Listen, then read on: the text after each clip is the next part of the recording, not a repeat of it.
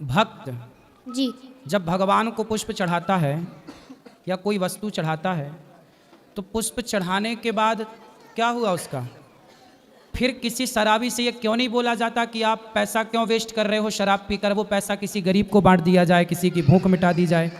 गुरुजी, मेरे 3 प्रश्न हैं। अच्छा, पहला प्रश्न, मैं गोवर्धन परिक्रमा करते करते वहाँ पे गिरिराज गया तो मैंने देखा कि वहाँ पे सब लोग दूध चढ़ा रहे थे, तो गुरुजी वो सारा दूध तो नाली में ही जा रहा है, तो वो एक तरीके से वेस्ट नहीं हो रहा है?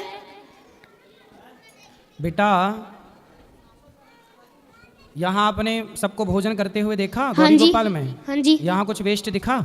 हाँ नहीं, यहाँ वेस्ट नहीं है ना? नहीं, ऐसा है कि कोई भक्त जी जब भगवान को पुष्प चढ़ाता है या कोई वस्तु चढ़ाता है तो पुष्प चढ़ाने के बाद क्या हुआ उसका? वो तो जब उतारा जाएगा तो वो तो आप सामान्य दृष्टि से यही लगेगा ये तो वेस्ट है। हाँ जी, लेकिन ये बताओ कि गाय का जो दूध है जी यदि वो भगवान गिरिराज जी में चढ़ाया जाए तो हमने तो भाव से चढ़ाया ना, भगवान को पिलाया। क्योंकि बेटा प्रहलाद जी ने कहा कि इस खंबे पे भगवान हैं, तो खंबे से भगवान प्रकट हुए कि नहीं? हुए। प्रहलाद जी के लिए जी, कौन से भगवान प्रकट हुए? नरसिंह। हाँ, तो नरसिंह भगवान खंबे से प्रकट हुए ना, तो खंबे पे यदि भगवान प्रहलाद के लिए प्रकट हो गए तो हमारे लिए गिरिराज जी तो साक्षात भगवान हैं। जब हम दूध पिलाते हैं तो सामान्य दृष्टि से तो यही लगता है कि नाली में जा रहा, पर भक्त के भाव से तो ऐसा लगता है कि वो भगवान ही ग्रहण कर रहे हैं।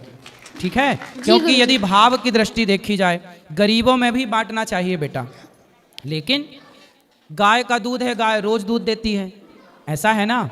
शराबी शराब पीता है, तो शराबी जब शराब पीता है तो बताओ शराब यदि 100 रुपए की आती है या 50 रुपए की आती है तो वो शराब पीने वाला पैसा वेस्ट कर रहा है कि पैसे का सदुपयोग कर रहा है? वेस्ट कर रहे हैं। वेस्ट कर रहा है जी। तो फिर किसी शराबी से ये क्यों नहीं बोला जाता कि आप पैसा क्यों वेस्ट कर रहे हो शराब पीकर, वो पैसा किसी गरीब को बांट दिया जाए, किसी की भूख मिटा दी जाए? क्यों हाँ नहीं जी। पूछा जाता ये सवाल? शंकर जी के ऊपर दूध चढ़ाना, गिरिराज जी पर दूध चढ़ाना, वो गाय का दूध है। गिरिराज जी पर ही गैया चराते थे भगवान, गिरिराज जी पर ही गैया चराते थे भगवान, तो गिरिराज जी को ही भगवान ने गाय का दूध भी पिलाया। तो ये भक्तों का भाव है कि भगवान ने भोग लगाया, हम भी भोग लगाएं, हम भी भगवान गिरिराज जी को। वो दिखता है कि वेस्ट हो रहा है, और गाय का दूध तो देखो वहाँ बेचने वाले उनको भी तो रोजगार मिलता होगा कि नहीं? हाँ जी। 5 रुपए का दूध बेच रहे हैं, 10 रुपए का दूध बेच रहे हैं, हजारों लोग दूध बेच के अपना रोजी रोटी कमा रहे हैं। तो शराब पीना यदि पैसा वेस्ट है तो शराबियों से क्यों नहीं ये सवाल किया जाता कि आप पैसा वेस्ट क्यों करते हो, ये गरीबों में क्यों नहीं बांट देते? ये बात सही है कि गलत है? सही है गुरुजी। केवल दूध को ही, गिरिराज जी को ही, शंकर जी को ही हम टारगेट क्यों करें?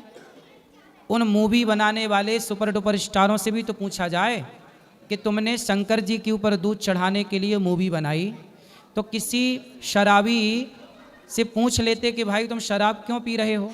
गरीबों की तुम्हें तभी याद नहीं आई जब शराब करोड़ों की बिक रही और ये फिल्मी जगत के लोग शराब का खूब प्रचार करते हैं।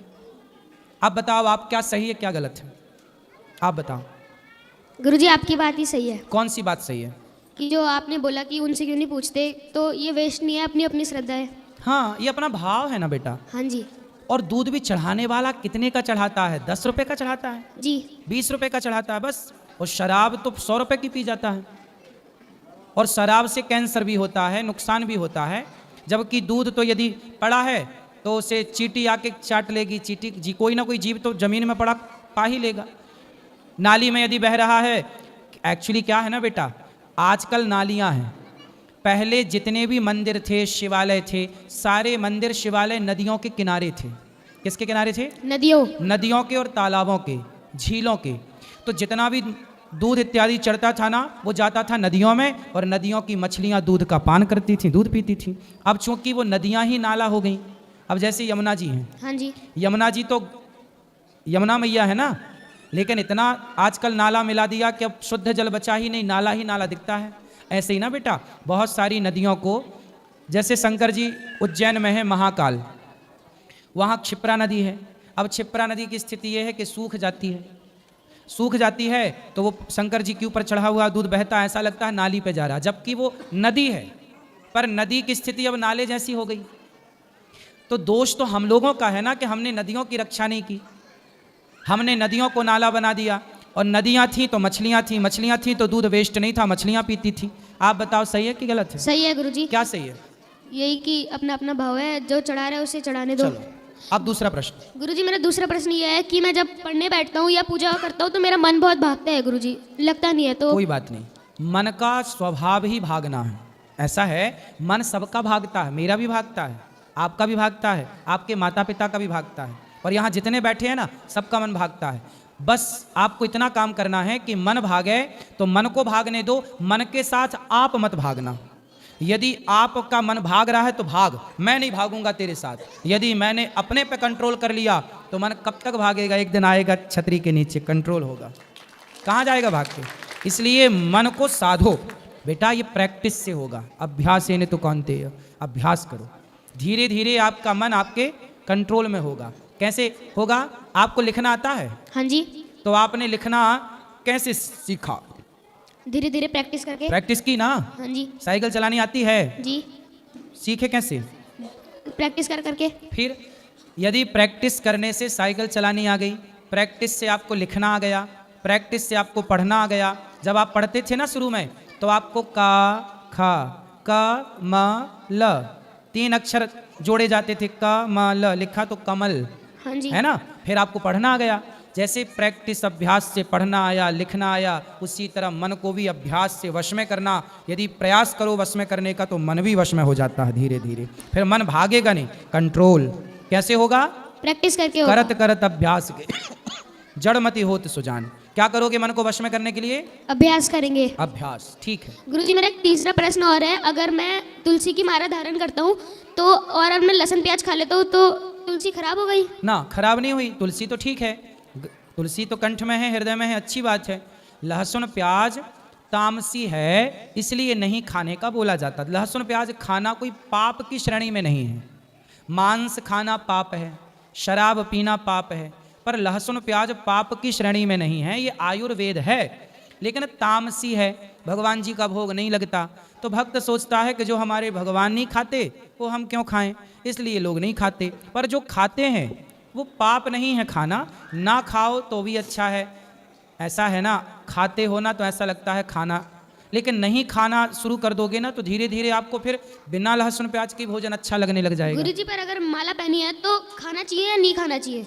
वो आपकी श्रद्धा है। ना खाओ तो बहुत अच्छा है, धीरे धीरे छोड़ दो बहुत अच्छा है। खा रहे हैं आप तो वो पाप की श्रेणी में तो नहीं है। आप अपनी इच्छा से उसे छोड़ दें या आपकी अपनी इच्छा जो है वो करें। गुरुजी मेरे भैया आए हैं, वो भी कुछ कहना चाहते हैं। इस वीडियो के माध्यम से मैं कहना तो बहुत कुछ चाहता हूं, लेकिन एक ऐसा कमेंट जो हमारे सीताराम एक व्यूअर हैं जिन्होंने कमेंट में लिखा हुआ था, और उन्होंने लोगों ने सही भी कहा और बहुत अच्छा बताया। मैं आपको कमेंट में क्या लिखे थे हम वो चीज़ आपको बता दें, जो हमें लगता है कि वो सबसे ज़्यादा अच्छा और परफेक्ट था। उसमें लिखा था, मैं इस पर कुछ कहना चाहता हूँ, जो महाराज जी ने जवाब दिया वो सही है, लेकिन यहाँ पर दूध के वेस्ट होने की बात हो रही है।